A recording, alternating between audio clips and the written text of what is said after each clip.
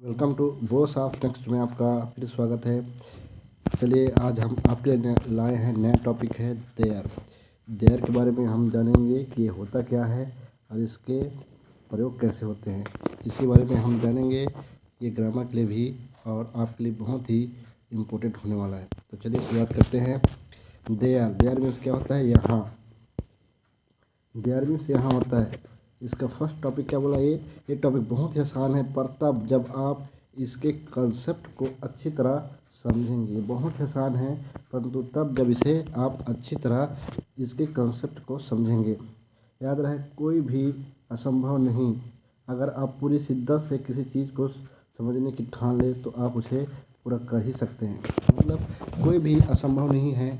अगर आप उसे शिद्दत से कोशिश करेंगे तो आप उसे ज़रूर पा सकते हैं।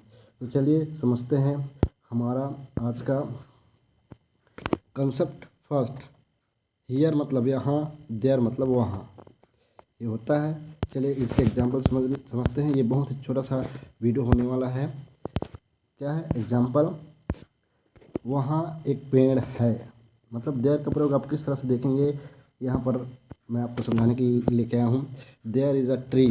There is a tree. फिर उसी प्रकार आगे से इस प्रकार से भी बना सकते हैं। A tree is there. फिर वहाँ कोई है। There is someone. Someone is there. इस तरह से इसका प्रयोग होता है। फिर थर्ड, वहाँ मैं गया। There went I.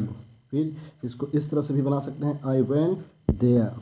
फिर वह दो लड़कियां हैं। वहाँ दो लड़की हैं। They are two girls. फिर टू गर्ल्स आर देयर। इस प्रकार से इसे प्रयोग करते हैं। फिर फिफ्थ नंबर, यहाँ कोई नहीं है। Here is no one. No one is here. इस तरह से ये बनेगा। फिर आगे यहाँ पर 6 नंबर क्या कह रहा है? यहाँ किसी का पेन था। यहाँ किसी का पेन था। Here was someone's pen. Someone pen was here. ये कह रहा है। चलिए अब आगे बढ़ते हैं। इसका कंसेप्ट सेकंड समझते हैं कि क्या कह रहा है। कंसेप्ट सेकंड क्या कह रहा है? हम सिंपल सेंटेंस के बारे में पढ़ चुके हैं जिनमें 3 चीज़ जरूर होती है। हम सिंपल सेंटेंस के बारे में पढ़ चुके हैं जिसमें 3 चीज़ मुख्यतः होती है। पहला क्या होता है? सब्जेक्ट, फिर आपका ऑब्जेक्ट, फिर हेल्पिंग वर्ब। अगर किसी सिंपल सेंटेंस में सब्जेक्ट और ऑब्जेक्ट में से कोई एक ना हो, क्या हो?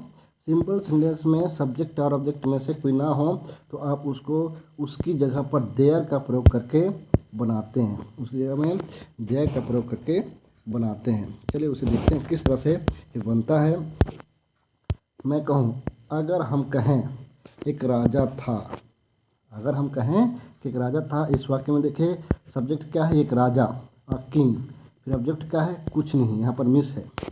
तो इसे कैसे बनाएंगे? इसी वाक्य में हम ऑब्जेक्ट नहीं है तो उसकी जगह पर देयर का प्रयोग करेंगे। कैसे? किंग वाज देयर, मतलब एक राजा था। इस तरह से ये बनेगा।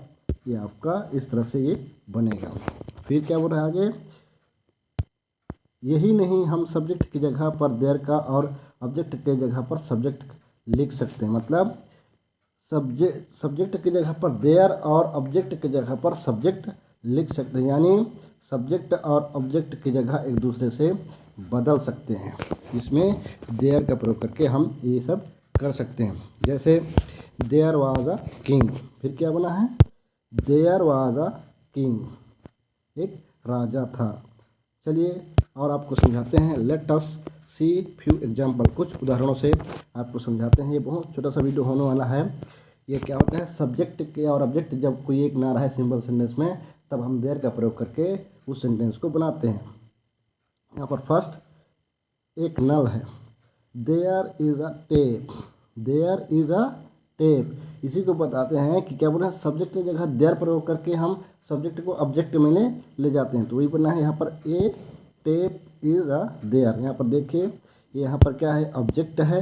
वो क्या आ गया? यहाँ पर सब्जेक्ट बन गया। इस तरह से ये बना है। फिर सेकंड, कोई नहीं है। There is someone. There is someone. फिर क्या बन जाता है? Someone is there. पानी नहीं है। There is no water. वही क्या बन गया है? Water is not there. यहाँ पर क्या आ गया? फिर ये ऑब्जेक्ट जो है सब्जेक्ट बन गया। फिर आपका फोर्थ नंबर लड़की नहीं है, देयर इज़ नो गर्ल, वो क्या बन जाता है फिर ये गर्ल इज़ नॉट देयर। इस तरह से ये बनेगा। फिर आगे देखते हैं यहाँ पर 5th नंबर क्या बोल रहा है, एक बच्चा था, देयर वाज अ काइट, फिर वो क्या बन गया अ किड वाज देयर। फिर आगे बढ़ते हैं, यहाँ पर देखते हैं आपका 6 नंबर क्या कह रहा है, कुछ था, there was something, something was there. फिर प्यारी नहीं थी, सॉरी प्यारी नहीं है, there is no love, no love is there. इस तरह से बनेगा। फिर आपका 8 नंबर क्या कुछ था, was there something, was something there. फिर कौन है, हु इज़ देयर या इज़ देयर हु। इस तरह से बनेगा आपका।